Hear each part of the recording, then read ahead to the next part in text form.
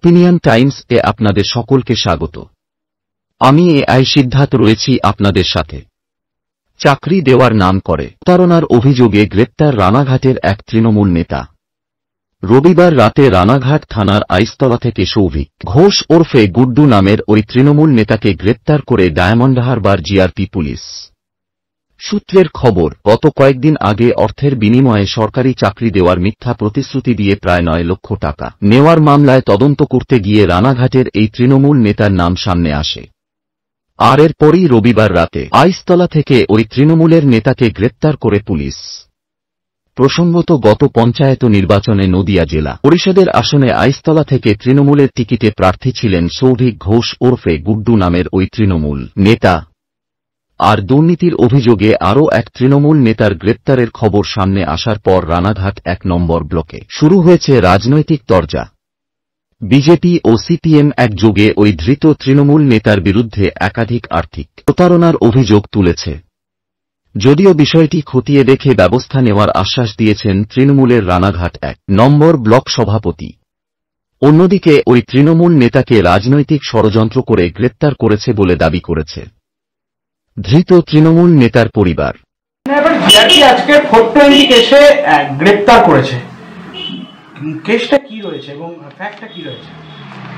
One Partha Maiti, PS Panskura থানার আন্ডারে পার্থ মাইতি বলে একজন ভদ্রলোক একটা কমপ্লেন লজ করে বিফোর ডায়মন্ড হারবার জিআরপি যে 2020 সালের ডিসেম্বর মাসে হোটল স্টেশনে কয়েকজন লোকের সঙ্গে তার সাক্ষাৎ হয়, পরিচয় হয়। তারা নিজেদেরকে ওয়েস্ট বেঙ্গল গভর্নমেন্টের বিভিন্ন অফিসার বলে পরিচয় দেয় এবং পরিচয় দেওয়ার পরে তার সঙ্গে ইন্টিমেট হওয়ার ফলে তারা প্রতিশ্রুতি দেয় যে তারা ওয়েস্ট বেঙ্গল গভর্নমেন্টের গ্রুপ ডি পদে নিয়োগ করতে পারে, তাদের কাছে সেই ক্ষমতা আছে।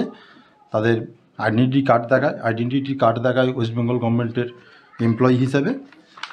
এই অ্যাসুরেন্সের পরে কনভিন্সড হয়ে 9 লক্ষ টাকা ওদেরকে বিভিন্ন ইনস্টলমেন্টে দেয়। এই অভিযোগে ও ডায়মন্ড হারবার জিআরপিতে একটি কমপ্লেন লজ করে। On the basis of FIR this case has been started. 170, 464, 465, 467, 468, 471, 419, 420, 34 এই সেকশানগুলোতে কেসটা স্টার্ট হয়।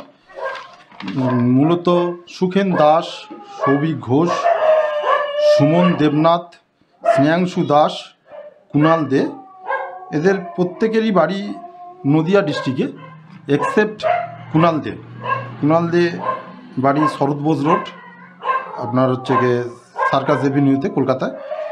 তো আজকের সৌভিক ঘোষকে কোর্টে প্রডিউস করা হয়েছিল। পুলিশ প্রডিউস করার পরে 5 দিনের পিসি প্রেয়ার করে। লার্নেড কোর্ট সমস্ত কিছু রেকর্ড প্রডিউস করে 5 দিনের পিসি অ্যালাউ করেছে। নজর রাখুন, সঙ্গে থাকুন ওপিনিয়ন টাইমস। ওপিনিয়ন টাইমসে আপনাদের সকলকে স্বাগত। পশ্চিমবঙ্গে এই প্রথম বাংলা নিউজ পোর্টাল। আমি এআই দিয়াসিনী, আর আমার সাথে আছে আমি এআই আদিত্য। রাজনীতির ডান থেকে বামের সব খবর আমার সাথে। আমি এআই ঐশানী। খেলা থেকে বিনোদন, সঙ্গে থাকবে সেলিব্রিটিদের কুটকাচালির খবর। আমি এআই সিদ্ধার্থ। বাজার অর্থনীতি থেকে রাজনীতির ওঠাপড়া, কুর্সি বদলের সব খবর আমার সাথে। আমি এআই দীপ্তি, থাকবো আপনাদের সাথে। সত্যের উদ্ঘাটন, নিরপেক্ষ বিশ্লেষণ, সঠিক খবর প্রদান। সঙ্গে থাকুন, দেখতে থাকুন ওপিনিয়ন টাইমস।